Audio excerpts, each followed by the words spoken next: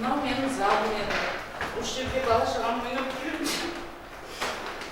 Мына жақта спальня, бала-шағаммен жататын. Бәрін босатып, бәрін қазір таңда алып қойып жатыр. Бұл бір ғана Ұлбике Нысанбекованың басына түскен жағдай емес. Бір топ жерлестеріміз бірнеше жыл бұрын банк арқылы несиеге пәтер алған. Айтуларынша енді қарызын құтыла алмай, барынан айырылып отыр. 10 күннен бері нәр татпадық деген жерлестеріміз енді мына қаз қатар салынған төсекке жайғасқан. Жасы егде тартқандардың тіпті тұруға шамасы келмейді. Біз сонда айуан құрылы жоқпыз ба? Айуандарды самолетпен әкеп жатыр. Біз соғыран болмадық. Не істеймін енді?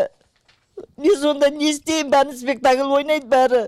Маған 4 комнатымды қалдырсын, тастанымды болды, басқа бір жерсе дей алмаймын.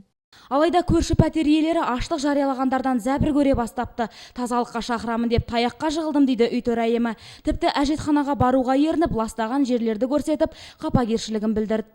Кушает, конечно, ходит Жанне.